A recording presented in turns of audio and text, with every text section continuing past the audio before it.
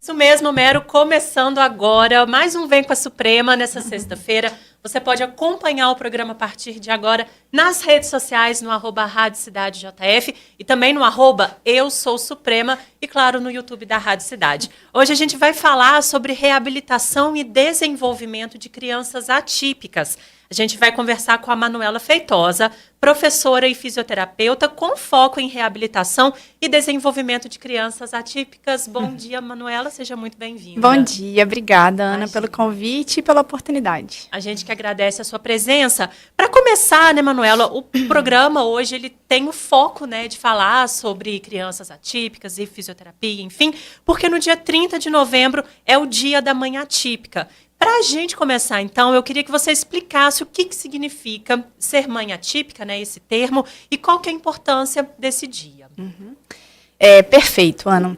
As mães atípicas são aquelas mães de crianças portadoras de deficiência, né? Então, é uma criança que tem paralisia cerebral, tem autismo ou alguma outra síndrome. A importância desse dia é muito grande porque esse dia busca dar visibilidade para essas famílias que enfrentam muitos desafios, né?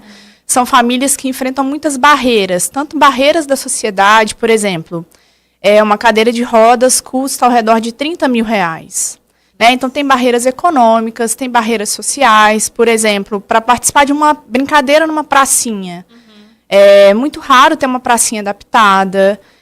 Participação na escola, é difícil a criança ser bem incluída na escola. Então, assim, são famílias, né, são mães que enfrentam inúmeras barreiras para o desenvolvimento dos seus filhos. Perfeito. E aí, falando um pouquinho, né, sobre o seu trabalho, e aí fazendo esse link, né, com tudo isso que você começou, né, falando para a gente, como que na prática é o seu trabalho, né, esse trabalho de reabilitação com crianças atípicas, como que ele contribui para esses tópicos que você começou dizendo?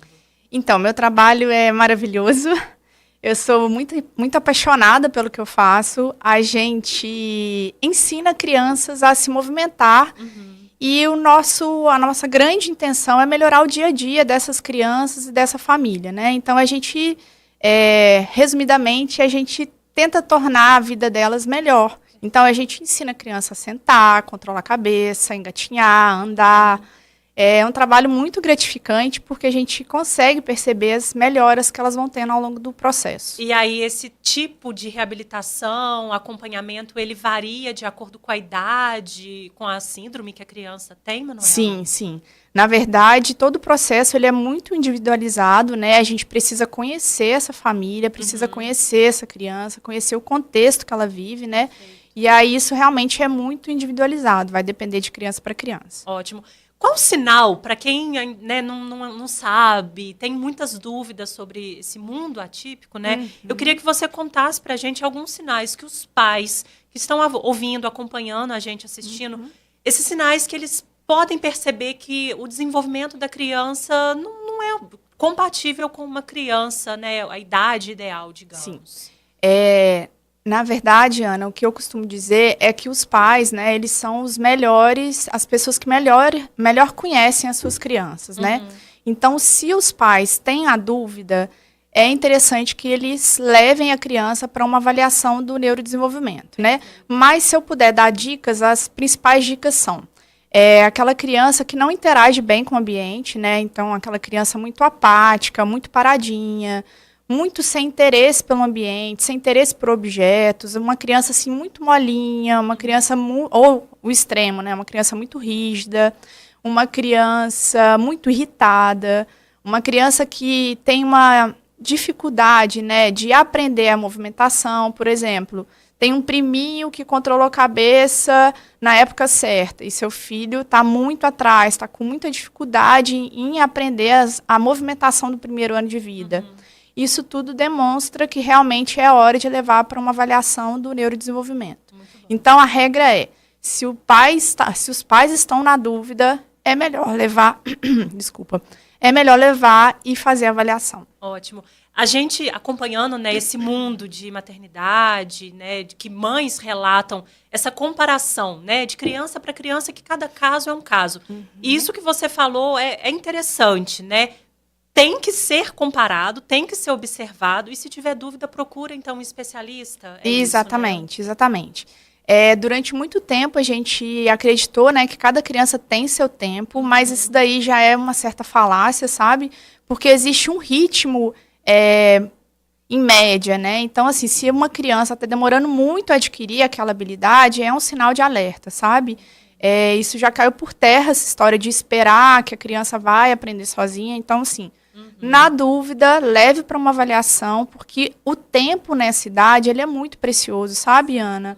Então, a gente não pode ficar esperando o tempo passar de braços cruzados, sabe? Quanto mais cedo for descoberto, for investigado, o tratamento, o acompanhamento vai ser mais eficaz. Exatamente, exatamente. Então, quanto mais cedo, né, o que a gente chama de intervenção oportuna, intervenção precoce.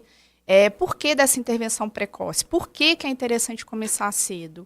Porque a criança, ela tem uma fase ótima para ser estimulada, é o que a gente chama de período crítico ou janela de oportunidade, sabe? Entendi. Então, significa que o cérebro dela está na melhor dos momentos para ser estimulado. Então, não quer dizer que depois ele não vai aprender, tá? A criança continua aprendendo ao longo da vida. Mas quer dizer que quanto antes eu começar, mais fácil é o processo. Então, assim, me incomoda muito saber que, às vezes, crianças chegam na terapia com 2, 4, 5 anos de idade, sabe? Significa que ela perdeu a fase de ouro do estímulo dela, que é o pico, né, até 3 anos de idade. E é engraçado porque você falando essa idade, eu que sou leiga, acho que a criança é nova. E ao contrário, exatamente, né? Dá para melhorar muita coisa. Sim, né? dá para melhorar muita coisa. No dia a dia, como que a fisioterapia vai ajudar essa criança? Então, como eu falei, né, a fisioterapia é a terapia que ensina a movimentação, né? Então, a gente ensina ela a controlar a cabeça, a ficar sentada, a ficar de 4 apoios, a engatinhar, a permanecer de pé, a andar e a explorar bem o ambiente. Então, o nosso grande foco é fazer com que essa criança sinta-se feliz e consiga interagir com o ambiente dela. Então, o nosso foco é ensinar a criança a explorar, a brincar, a ser criança. Perfeito.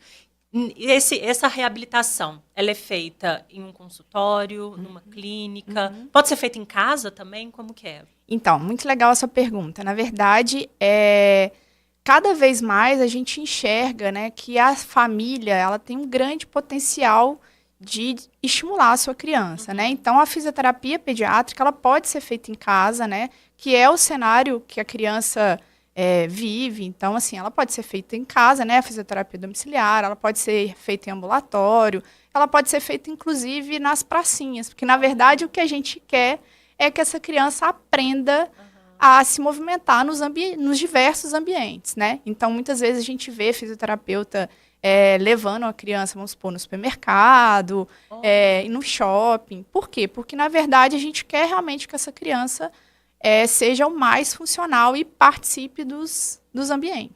E puxando esse gancho também do dia 30, né, que é o dia da manhã típica, acho que isso deve dar um conforto e, às vezes, até um alívio, assim, para a mãe, para a família, ter essa certa independência da criança.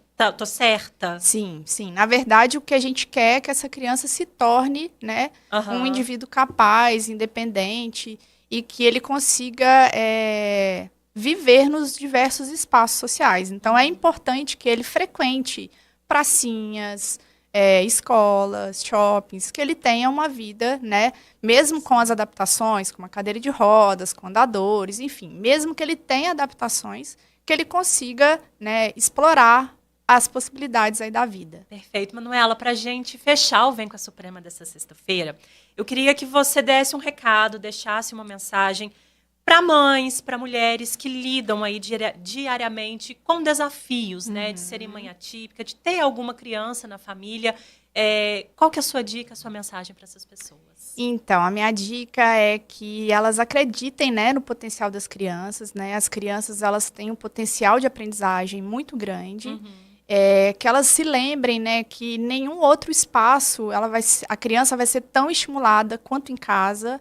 Então, assim, que elas realmente se dediquem à tarefa, mas que para além disso, né, para além de resultados, né, de vitórias, que elas enxerguem o filho delas como uma pessoa, né, que, embora tenha dificuldades na movimentação, que a criança é mais do que isso, né? Aos pouquinhos que a gente vai quebrando essa visão capacitista, né, essa visão que só enxerga capacidades, evoluções e tal. Então, que essas mães sejam felizes com as suas crianças, embora elas tenham dificuldades. E aí eu queria deixar um recado assim, muito especial para todas as famílias que já passaram por mim, sabe?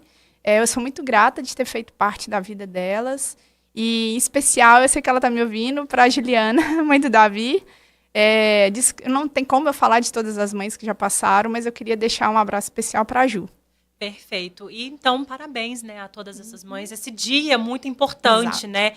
E ter essa rede de apoio, ter profissionais capacitados para vencer, né, e aprender cada vez mais, né, Manuela? Exato, exatamente. Acreditem nos seus filhos. Perfeito. Manuela, muito obrigada pela sua Obrigada a presença. O Vem com a Suprema volta na próxima sexta-feira, 8h30 da manhã. Daqui a pouquinho a gente volta para fechar o Acorda de hoje.